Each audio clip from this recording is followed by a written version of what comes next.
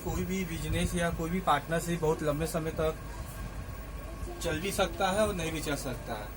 Partnership करने के लिए एक रिटन एग्रीमेंट का होना जरूरत है और नहीं भी है, ऐसा दोनों पे ही हम काम कर सकते हैं।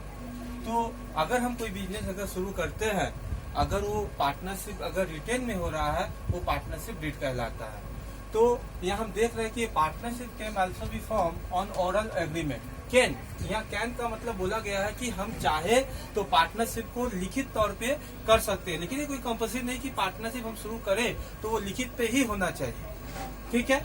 लेकिन अगर हम किसी के बातों को अगर विश्वास नहीं करते हैं और रिटन एग्रीमेंट पे आते हैं तो उसको हम बोलते हैं when agreement is in writing it is called the partnership deed. Okay, deed जब हम अगर करना चाहते हैं तो हम लोग किन किन पॉइंट को हम ध्यान में रखेंगे।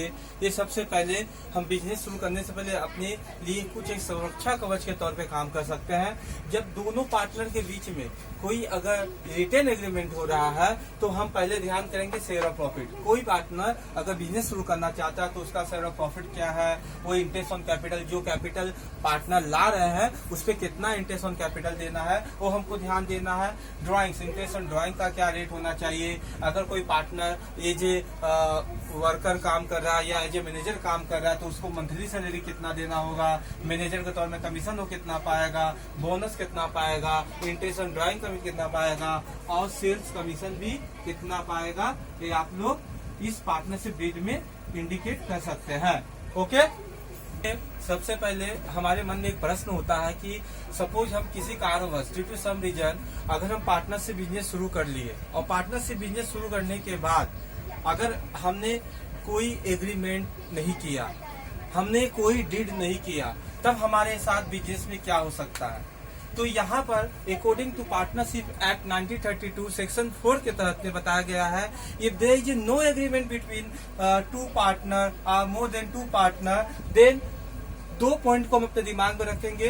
जब सीधा हम बोलेंगे भाई जब आप कोई पार्टनरशिप डीड नहीं तैयार किए हैं तो आपका शेयर ऑफ जो प्रॉफिट होगा वो इक्वली होगा। शेयर ऑफ प्रॉफिट हमें इक्वली लेके काम करना पड़ेगा, क्योंकि बिना पार्टनरशिप में अगर हमारे पास प्रॉफिट इक्वल रहेगा ही तभी हम करेंगे। ये मेरा पार्टनरशिप डीड साइलेंट होने पे हमको करना है। और इंटरेस्ट ऑन लोन, अगर पार्टनरशिप में बात आए, अगर लोन पे कोई एग्रीमेंट नहीं हुई है, कोई तर्क वितर्क नहीं हुआ है, कोई बात नहीं हुआ है तो हम 6% इंटरेस्ट ऑन लोन की बात करेंगे।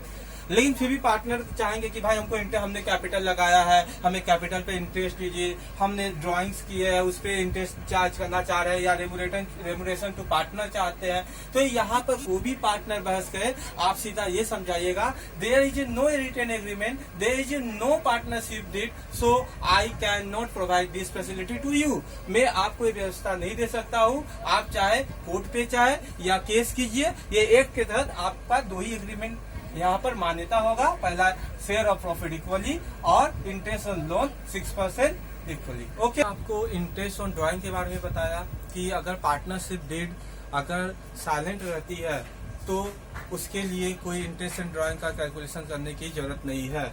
लेकिन अब हमारे मंथ में हमारे सम्स जो प्रैक्टिकल सम्स आते हैं वहाँ पर बहुत बार आपको मिलेगा कि when fix amount is drawn of each month, ये बिगिनिंग ऑफ द मंथ भी हो सकता है, मिडिल ऑफ द मंथ हो सकता है, एंड ऑफ द मंथ हो सकता है। अगर सम्स में आपको ऐसा बोला जाए कि विड्रॉ जो है बिगिनिंग ऑफ द मंथ में है तो 6.5 मंथ होगा ये वाला। अगर आपको मिडिल ऑफ द मंथ बोला जाएगा तो 6 मंथ होगा और एंड ऑफ द मंथ बोला जाएगा तो 5.5 मंथ होगा। ओके, आप लोगों को इंटरेस्ट ऑन ड्राइंग के बारे में, calculation of beginning of the month, middle of the month और एंड ऑफ द मंथ में कैलकुलेशन हमने बताया। जो बताया वो सभी टीचर बताते हैं, लेकिन कुछ ऐसे पॉइंट है कि मैक्सिमम टीचर इसको स्किप कर जाते हैं, क्योंकि ये जो टॉपिक है बहुत कम लोगों से और बहुत कम समय पे एग्जाम में पूछा जाता है। जैसे आपसे कभी कभी सबसे पूछ सकता है कि when fix amount is withdrawn at the end of the each month, beginning of the each month 6 month, तब कैलकुलेशन हमारा यहाँ पे 3.5 मंथ को लेकर करना होगा। लेकिन जब हम फिक्स अमाउंट विथड्रॉ कर रहे हैं ये end of the each month for the 6 month, तो हमारा कैलकुलेशन 6.5 मंथ का करना होगा। और जब withdrawn middle of the each month 6 month के लिए कर रहे हैं तो 3 मंथ का होगा। ये एक ऐसा पार्ट है जो इंटरेस्ट ऑन ड्राइंग को लेके करना था।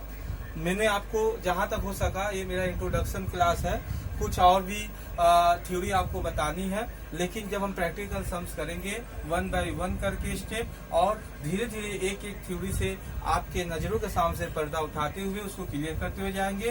टॉपिक वाइज टॉपिक हम उसको क्लियर करेंगे। अगर आपको इस वीडियो को समझने में कोई प्रॉब्लम अगर होती है तो आप नीचे कमेंट बॉक्स में लिख के हमें बता सकते हैं। मैं आपकी हर संभव कोशिश करूंगा।